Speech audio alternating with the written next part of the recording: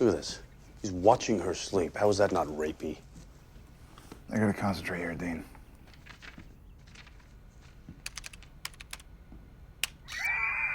He could hear the blood rushing inside her, almost taste it. He tried desperately to control himself. Romero knew their love was impossible. Romero? Really? Dean, shut up. This is a national bestseller. How's that possible? Hey, try, Lautner. Wait, he's a werewolf. How do you even know who that is? Are you kidding me? That kid's everywhere. It's a freaking nightmare. Hey, how many T's are there in patents? That's it. We're in. Now, before you all run up to the comment section and say and accuse me of being a Twilight fan or whatever, let me just start off by saying that no, when Twilight first came out, I was not a Twilight fan, and to this day, I'm still not a Twilight fan. Now, just like most people who dislike Twilight, I was on that same bandwagon too. I was not a fan of Twilight. I didn't like anything about the movies, the storyline, or its characters. And most people would typically say that the things that they don't like about Twilight typically come down to three main reasons. One, that the vampires sparkle. Now this one makes a lot of sense to me. You know, I read a lot of supernatural related stories, and typically with vampires, your vampires are the ones that don't come in contact with direct sunlight, because when they come back into direct sunlight, then they turn into dust and die. Oh. Yet in Twilight, when the vampires come in contact with sun, they sparkle. Clearly that doesn't sound normal to a lot of people. Two, a problematic lead character. I think most people who dislike Twilight mostly can agree on the fact that Bella was not a well-conceived character. Three, the supporting characters revolving around Bella's storyline. Now, for those who don't know, Twilight mainly revolves around three characters. Your lead character, Bella, who is a human teenager, a vampire named Edward, who is over 100 years old, and a werewolf named Jacob, who has abs. Now, with these three characters, there's often a very cringy love triangle storyline that really kind of digs into a lot of insecurities, pining, and mixed messages, which is definitely are things that are not healthy in any sort of relationship, especially a romantic one. From my experience, the dislike of Twilight for most people typically narrow down to those three traits. Take those out. Take them out! Oh, for the love of... What are you, 12? Are you wearing glitter? Only do it to get laid, man. Does it work? I'll be damned. But today, I don't really want to talk about Twilight, the movies, the storylines, or its characters, because I think plenty of YouTubers, plenty of bloggers already touch on this subject long enough and say, this is why Twilight sucks, this is why Twilight's bad, Twilight this, Twilight that, Twilight this, Twilight that. Instead, today, I really want to focus on something a little bit more specific about Twilight. Not stuff that happens within universe of the Twilight story, but more so what happens within its community and its fans. For me personally, despite me not being a Twilight fan, I am very encaptured by its fandom and what it's taught me personally. Now, the Twilight community, more famously known as Twihard fans, typically has a very mixed message to a lot of people. To most people, Twihard fans typically are very looked down upon, particularly because of the fact that their interest solely lies within the Twilight movies. When it comes to Twilight, one of the primary things I've noticed is that with a lot of people who dislike Twilight or just downright hate it, both the movies and its fans, I have noticed that it really comes down to the fact that it's not so much people actually seeing the movies and disliking the stories, but more so that it's become a trend to start hating on things when other people say it sucks. So a good way to kind of put it is that if somebody else would say, I saw Twilight and it sucks, somebody else would automatically say, well, I don't see Twilight, but I'm going to trust your opinion anyways and just say it sucks because all I see on the internet is that Twilight is about sparkling vampires and vampires don't sparkle. I would love to say that I am, because all the people who always the people who don't like it are generally people who haven't seen it, and they're like all judgmental and stuff and cynical people. But I think I am a judgmental and cynical person who would just mindlessly hate it without ever having seen anything. So like, I just think I'm a bad person. This is something I've noticed a lot because people typically, when they know that something is bad from someone else's experience, they're not going to go see the movies themselves to determine whether they like it or hate it, but rather just listen to other people's opinions. If they say Twilight is a piece of trash, you should not watch it, it's terrible, this is bad, this actor's bad, this character's bad, people are not going to go see the movies. They're just going to trust someone else's opinion and just say, yeah, it sucks. Now, unlike other fandoms in pop culture, Twilight fans typically find themselves to be in a very rough position, often being bullied online as well as in person. Even Comic-Con fans hopped on this trend to hating Twilight fans, even taking it as far as mocking real-life tragedy. A 53-year-old woman known as Gisela G was hit by a car and killed Tuesday morning outside the San Diego Convention Center while heading to line up for the Twilight Saga panel. The San Diego Tribune reported that police said she was in a crosswalk and tried to run across Harbor Boulevard about 9:20 a.m. She tried to stop when she saw an oncoming Subaru but ended up tripping into the car. Sources tell Deadline the woman was returning to the line for Thursday's Twilight Saga Breaking Dawn Part 2 panel. The woman called Gisela by fellow Twilight fans on social media today died this morning in the hospital. She was tweeting her excitement at seeing Twilight star Robert Pattinson just days earlier. Although the sold-out event is scheduled to kick off on Wednesday, people often camp out days in advance to get front row seats to their favorite panels. Fans are urged to take extra precautions this weekend following this tragedy. On July 10th, 2012, a Twilight fan who was on her way to line up for the San Diego Comic-Con Hall H panel for the Breaking Dawn Part 2 panel was accidentally killed by a Subaru Outback driver. Now, for those of you who don't know what Hall H is basically a massive room where Hollywood promotes its most anticipated movies and TV shows. However, at the time, Comic-Con was mainly reserved for more comic book-like franchises, which would include Marvel Comics, DC Comics, and even Star Wars.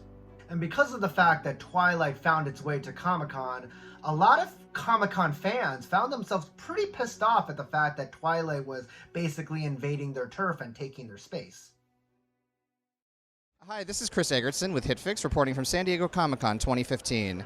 There is no shortage of emotion here, particularly outrage, and we are going to talk to attendees about what has outraged them in pop culture this year. Twilight messed up a lot of things out here for Comic-Con. Now you got the teeny boppers out here waiting in line for days just to get tickets. Yeah, Twilight, enough said. So you're against sparkly vampires, I assume? Yes, if you're going to do vampire, they should be killing and ripping out your guts, not, oh, I want to touch you and shine like a disco ball in the sunlight. So fair to say that you're happy that the Twilight franchise has officially ended? Yes, yes. But you still notice a lot of that contingent here? Yes, Vampire Diaries, all that BS, yeah, done. Needs to be done. From what I've heard secondhand, one of the primary reasons of why Comic-Con fans were particularly very, very upset that Twilight was taking over the Comic-Con world was primarily from the fact that Comic-Con tickets are typically not easy to come by.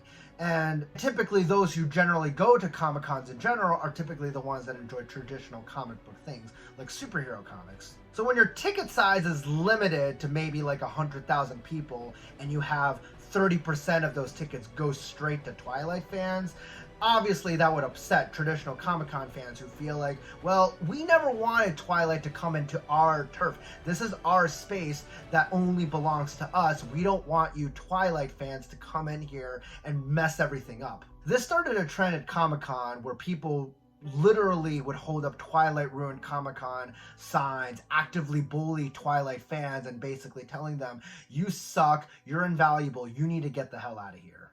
People were even making numerous comments on how this Twilight fan deserved her death. Another loser twitard bites the dust. Good riddance. Why did the stupid woman watch where she was going? Because Twilight rolls eyes. This is a tragedy or a miracle. On one hand, her family lost their mother. On the other hand, one less twitard. Best solution to not have someone die in a car accident? Never bring Twilight to Comic-Con. Even God hates Twilight.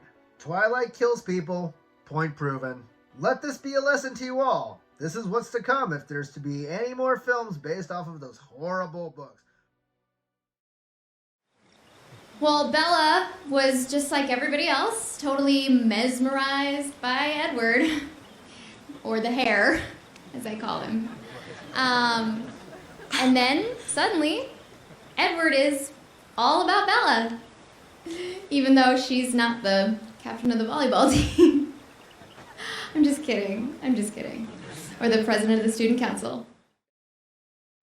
Twilight haters even started using references from the first movie as a way to mock this woman's death. In the first Twilight film, a similar sequence had nearly happened when Bella was nearly accidentally killed by a minor character named Tyler Crowley, who also nearly struck Bella accidentally with his car. This scene from the original movie painted a very eerie resemblance to the real-life event of this woman who lost her life in Comic-Con 2012. And Twilight haters used this tragedy to mock this woman's death. Now you might be wondering, after hearing all of these awful Twilight stories and these haters who just have so much negativity in their hearts, what is it about the Twilight fandom that has influenced my life in a positive way?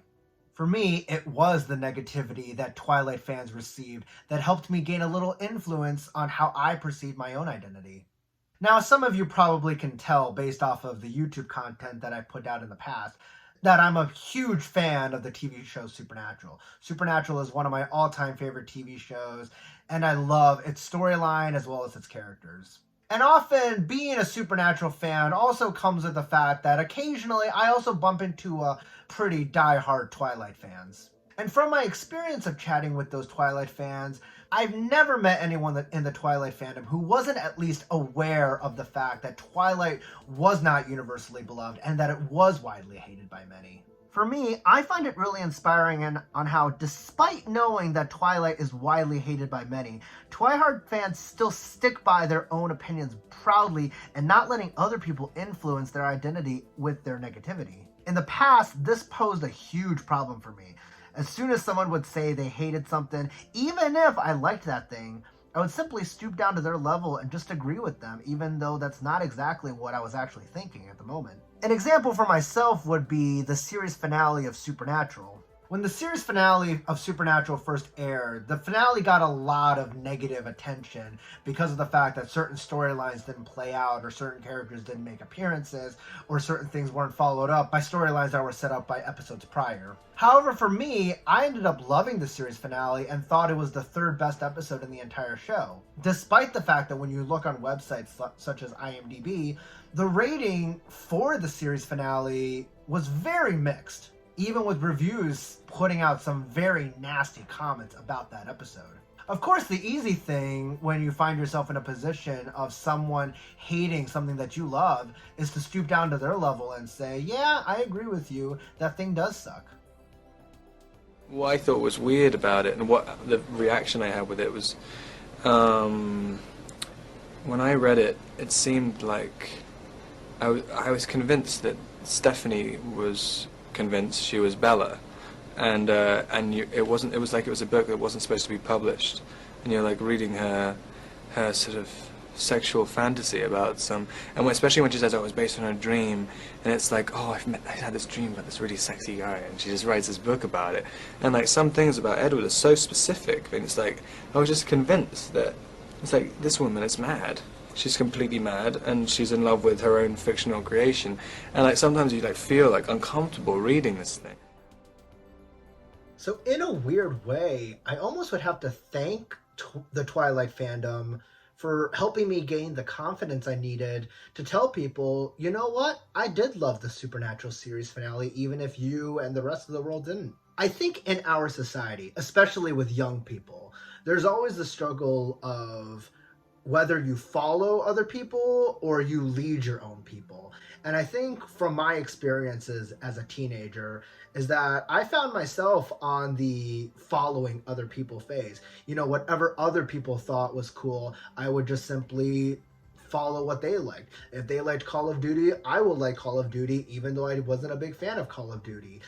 Somebody else liked metal music, and say if I love pop music, I'll just say, yeah, I also love metal music, even though that's not my jam. And I don't think it's very controversial to say that I don't think that most people want to be followers. I think people do want to lead. I think people do want to be able to have the strength to say, you know what, this is what I like. I'm going to own up to what I like. I'm going to say what I like, and I hope that you will join me on that. And if you don't, you're lost. And we especially look at today when so many movies and TV shows and video games come out, and everyone has differing opinions. One good example would be the PlayStation 4 game, The Last of Us Part 2. You know, the first Last of Us game was very beloved by PlayStation players, and yet the second one wasn't. Yet there were still people that had the confidence to say, you know what, maybe you didn't like The Last of Us Part 2, but I enjoyed it and I had fun playing it, and not having to be apologetic about it either. While it has been many years since the Twilight series has ended, I would like to think that Twilight fans have become stronger from the hate that they received when those movies were still coming out. Because I'd certainly like to think that thanks to my exposure to the Twilight fandom, I've even gained a little bit of perspective on how I view myself and how I would identify myself, and having the confidence to go out and say what I like, even if my peers don't like it.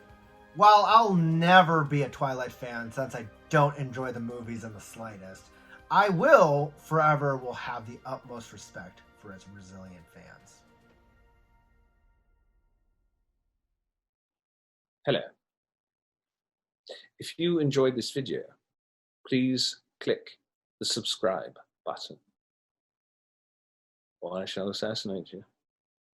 Cheers.